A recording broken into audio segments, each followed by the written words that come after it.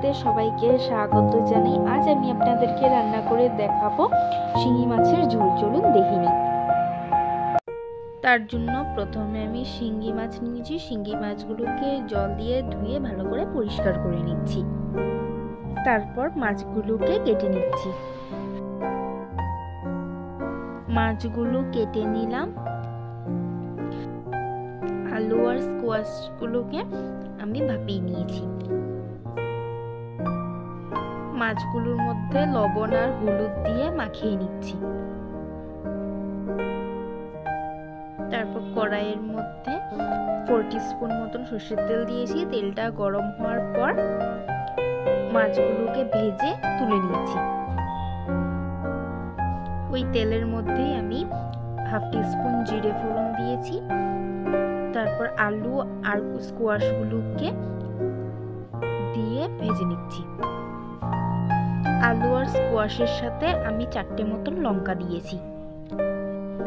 ভাজাটা হতে থাক, ততক্ষণে আমি মশলার মিশ্রণটা করে নিচ্ছি। এখানে আমি নিয়েছি 1/2 টিস্পুন হলুদ গুঁড়ো, 1/2 টিস্পুন জিরে গুঁড়ো, 1/2 টিস্পুন ধনে গুঁড়ো, লবণ স্বাদ অনুযায়ী, জল দিয়ে গুলে কিছুক্ষণ রেখে দিচ্ছি।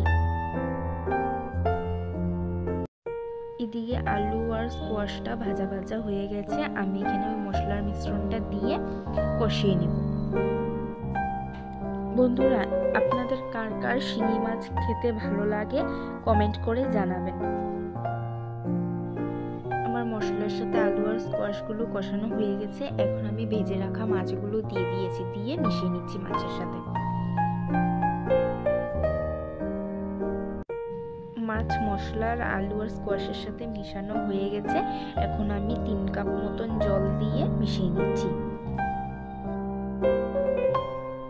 ঝোল ফুটতে শুরু করে দিয়েছে, নামিয়ে নেব। আমি নামিয়ে নিয়েছি। আমার রান্নাটা কমপ্লিট। ভিডিওটি এতটুকুই রইল। ভালো লাগলে লাইক, কমেন্ট, শেয়ার, সাবস্ক্রাইব করে দেবেন। ভালো থাকবেন, সুস্থ থাকবেন। ধন্যবাদ।